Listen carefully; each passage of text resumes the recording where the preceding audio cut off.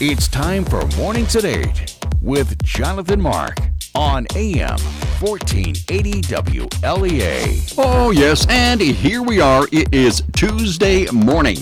As I said before, the best that can be said for Tuesday is at least it's not Monday. So it could be worse, right? But here we are right smack in the work week. Now, I've said in the past that this program is so kind of, not exactly unorganized, but you never know what's going to happen. So nothing is written in pen, everything is written in pencil. Just a few moments before the show started, Brian said that he found a story. Now, where did you find this, Brian? EmpireReportNewYork.com. Okay. It's not a local story, but it's very entertaining. It's very, yeah, I'd say it's very entertaining. This involves the chancellor of Syracuse University, and she was involved in a fender bender with a campus cop. And here's audio from that for my incident. job as well. I understand that, but that's not up for me. I have to make sure my Now she's talking here with a Syracuse City Police officer, and the Syracuse University chancellor had a fender bender, as you say, with the Syracuse campus cop. safe for my job as well. I understand that, but that's not up for me. I have to make sure my supervisor is aware of what's going on. I understand. Absolutely no damage. I know that, and I explained that to her, but she still wants to come. She still wants to come, and she wants to make sure that's our policy. That's the way. If I miss my airplane, you folks are in trouble. Okay. She's on her way. Are you in quarters or are you on the road? Excuse me. Hello, how are you? I'm not well. I'm being held from going to the airport. I missed my plane. Okay. You folks are in trouble. I'm sorry, who are you? I'm the chancellor.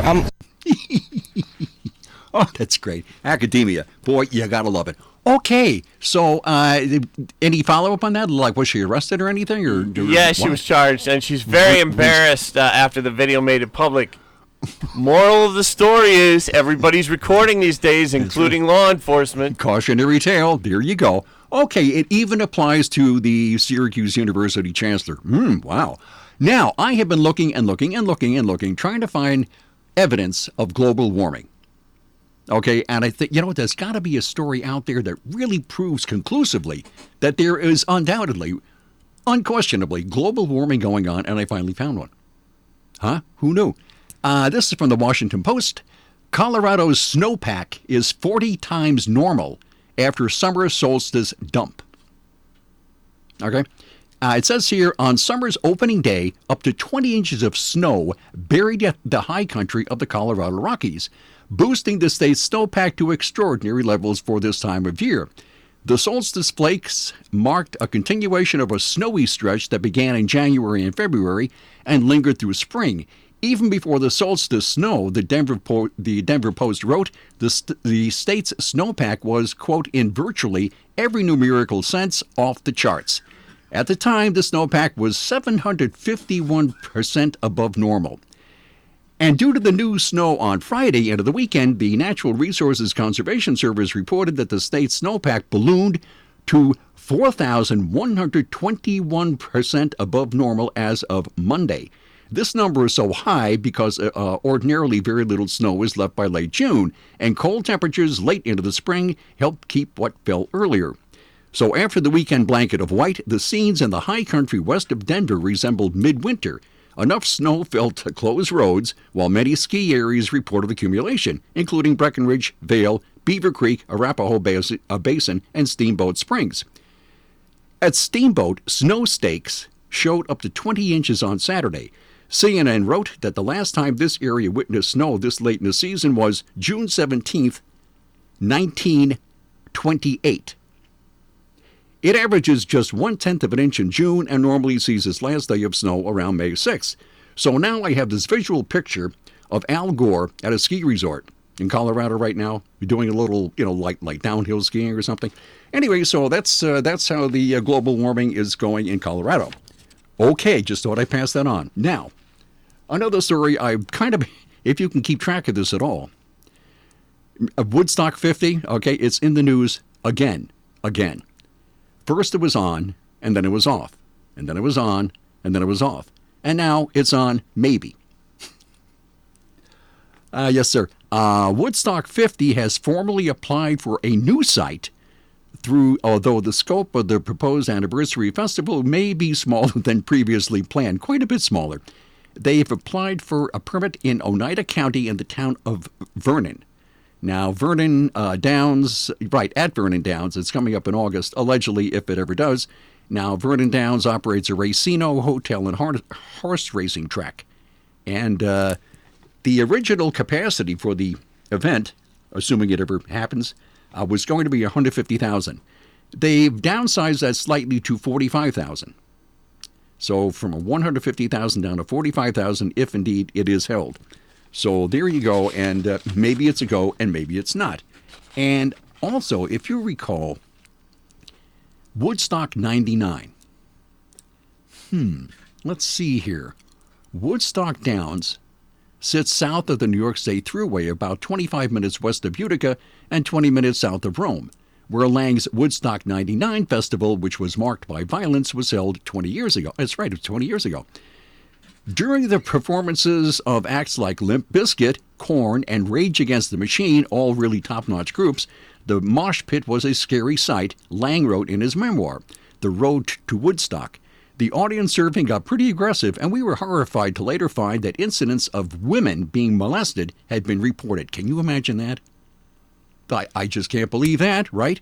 Okay, on the final night of Woodstock 99, bonfires emerged, a line of supply trucks was torched, and a melee with several hundred concert goers followed. As state troopers stepped in, local cops, and it was a real mess. So there you go. Only good time, good memories of Woodstock 99. There you go, and now they want to do it again. All right, that takes care of that. Now, what else have we? Boy, I got a mess of stuff this morning. Yeah, you heard of President Trump's plan to authorize ICE agents, Immigration and Customs Enforcement, to start arresting and deporting people, which he was going to do over the weekend, and that's been postponed, I think now kind of indefinitely. But this is a major television station, WPIX Channel 11 in New York City. And I remember watching WPIX Channel 11 when I was a kid. I mean, this station's been around a long. This is a major market, major station. And this showed up on the PIX 11 news site. Dateline New York, Immigration and Customs Enforcement is planning to arrest and deport about 2,000 families with court-ordered removals in 10 cities, including New York City. It says, what do you do if ICE knocks on your door? This is an American TV station. The American Civil Liberties Union, ACLU, prepared a list of resources for immigrants confronted by ICE or law enforcement. It says, know your rights. Don't open the door, but be calm. Opening the door does not give them permission to come inside, but it is safe to speak to ICE through the door. Ask what they're there for.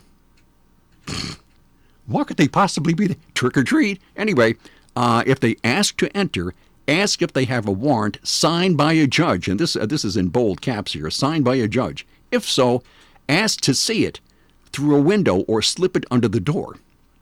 If there's no warrant signed by a judge, you may refuse to let them in. Ask them to leave any information at the door. If they force their way in, don't resist. Tell every one of the residents to remain silent. If you are arrested, remain silent and don't sign anything until you speak to a lawyer. If you are on probation with a search condition, law enforcement is allowed to enter your home.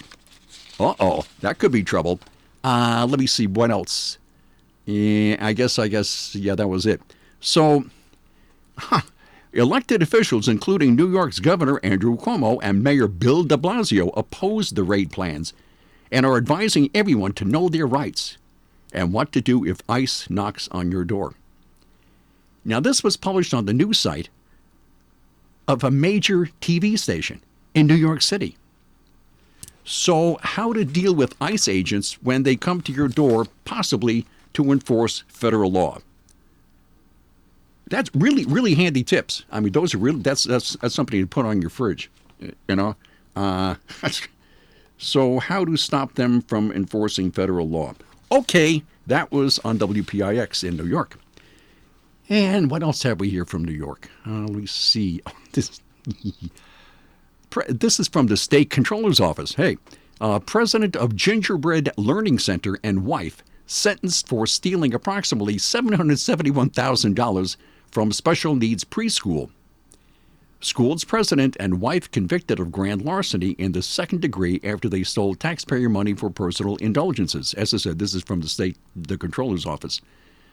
And the office announces that 71-year-old Dennis Mosesman and 72-year-old Elsie Mosesman have been sentenced to 5 years probation in order to pay full restitution and asset forfeiture after previously pleading guilty to grand larceny. Let me see. The husband and wife stole approximately $771,000 in public funds by falsifying business records for the Gingerbread Learning Center, a preschool serving special needs children on Staten Island. And through the course of the scheme, he writes, the controller, the defendants diverted public funds to purchase personal items. And let me see. We have a list of what he spent this money on. His wife, Mrs. Mosesman, had a no-show job for which she was paid $150,000 annually plus fringe benefits.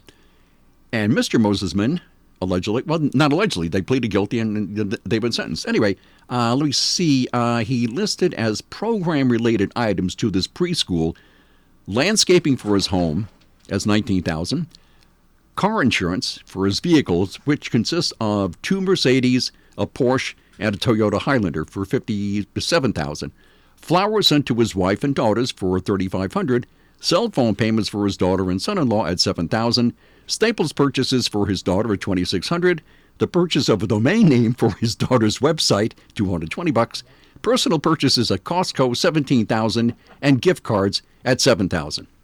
Now those were all for the little preschool, the Gingerbread Learning Center. So he's got to pay restitution, and there goes his Mercedes. Oh my, that will certainly be a tragedy. And a Porsche. That's right, 2 Mercedes and a Porsche, and a Highlander. Okay, that's going on in New York. Now, so another story pertaining to New York. Now, this I take strong issue with. And where did I find this? I found this at, I don't know, it's something called Patch.com. Only one state is less patriotic than New York. Study finds. One state is less patriotic than New York. As I said, I take extreme. New York. Turns out the home of the Statue of Liberty is no beacon of patriotism. New York is the second least patriotic state in the nation, according to a new Wallet Hub report that ranks a neighboring state dead last, and that neighboring state is New Jersey. The personal finance website determined the most and least patriotic states based on 13 indicators of military and civic engagement. The ranking is based on figures from a range of sources, including the U.S. Census Bureau and the United States Election Project. The Empire State placed 49th overall, thanks in part to its low military participation, not in the Canasteo Valley area, I'll tell you right now. New York has the fewest veterans per capita, there are plenty here, and the nation's smallest share of civilian adults in military reserves. I doubt that too, at least maybe in New York State as a whole, but certainly not here. New York also struggles with volunteerism. The state had the nation's 4th lowest volunteer rate and the second fewest volunteer hours per resident. There are a lot of people in the area here volunteer for all kinds of organizations. It says only New Jersey is less patriotic than New York, Wallet Hub says. The Garden State placed 50th on the list overall. So, this isn't the first time New York has been found to be poor in patriotism. Wallet Hub ranked the Empire State 5th from the bottom last year and dead last in 2015. Now, I don't know about you, but my take on the Canasteo Valley is we are pretty good. So I don't know about the stupid study. Maybe downstate, maybe in Westchester County, maybe Long Island. I don't know, but certainly not here. I really take strong objection to it. And, by the way, something I don't take objection to, insurance. Insurance is very important for everyone. You need car insurance. You need life insurance. You need homeowners insurance. You need all kinds of insurance for all kinds of unforeseen circumstances, right? And what better way to get your insurance than through the Ryan Agency? your local insurance experts. They're like having your own personal insurance advisor. I mean, right there, a consultant. Isn't that cool? At the Ryan agencies, they represent you, not a single insurance company, putting you first. The Ryan Insurance Agencies work to find the best price, coverage, and service for you, and they're right here in Hornell. New to golf or seasoned veteran, you'll enjoy the casual, relaxed atmosphere of Vanderview Golf Course. 2 miles from downtown Alfred on Waterwells Road, Vanderview is a 9-hole executive-length golf course with a driving range on one side of the road and the course on the other. Family-friendly and fun recreation for everyone. Greens fees are one price for unlimited play, $9.50. High school students, only $5. Children 12 and under with an adult, no charge. You can play up to 18 holes or 9 holes with a cart and get the second 9 holes at no additional charge. Ladies and senior golfers who don't hit the long ball, Vanderview's got the executive length that's just right for your game. And new this year, a season pass for only $100. That's a lot of golfing fun for a very little bit of money. Vanderview Golf Course, 2 miles from downtown Alfred on Waterwells Road. Vanderview Golf Course.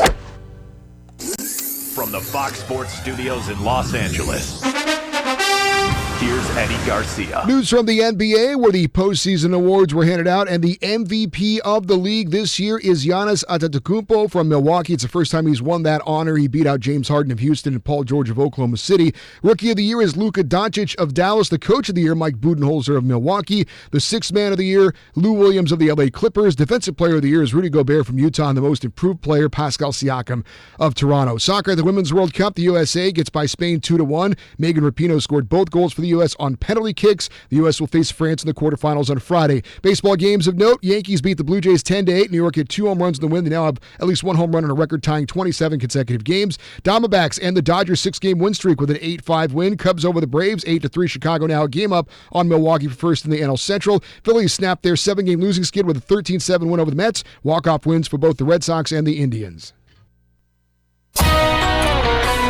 From the Fox Business Network, changes are coming at Nissan. During a meeting of angry shareholders, the company's board was overhauled and committees were created to review company practices. Some have asked Chief Executive Hiroto Saikawa to step down.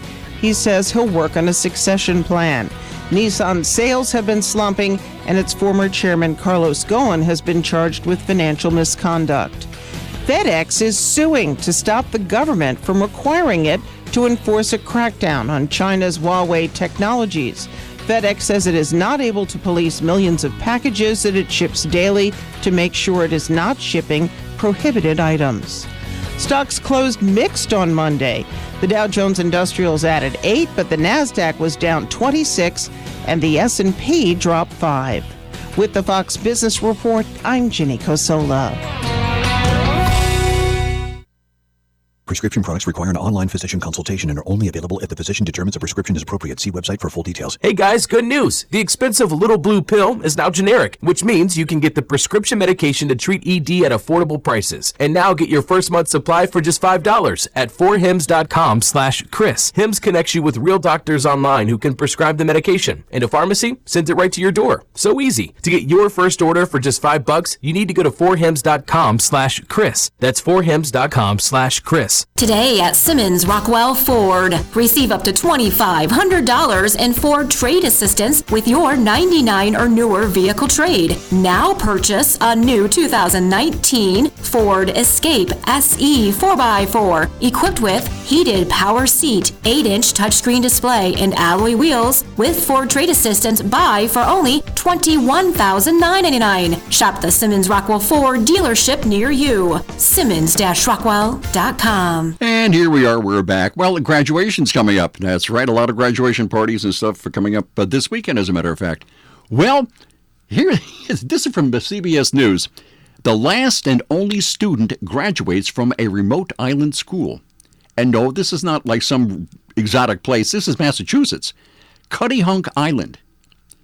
This is from, I said it was from CBS there. That's right. There's not a smaller school anywhere in the United States. One student, 13-year-old Gwen Lynch, just graduated her school.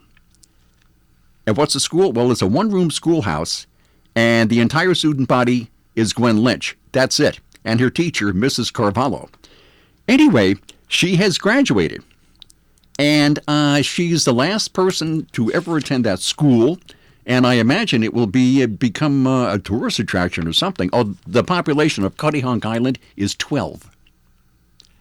So she's 1/12 of the population of Cuttyhunk Island. And she has now graduated. And next year she plans to attend, where is she going to attend? A boarding high school on the mainland. So there she is. And she says, she told CBS News that her class, meaning her, has performed plays. And CBS asked her, how do you do a play? She says, well, I played all the parts. So she played all the parts. Wow, that's pretty interesting. So she played all the parts in this play. And I don't know what kind of a sport team they had. It'd be very small, like chess or something. And who would they play? I mean, there's only 12 people on the island. I don't know. But then you think, how easy would it be to arrange a class reunion? I mean, it's only you, right? So you're going to have a class reunion. Actually, you'd have a class reunion whether you like it or not, because it's only you. I don't know exactly how that would work, but it's got to be pretty interesting. Anyway, so old 13-year-old Gwen Lynch has now graduated, and there you go. Okay, fine, very good. I'll see you tomorrow at 8:05. Bye.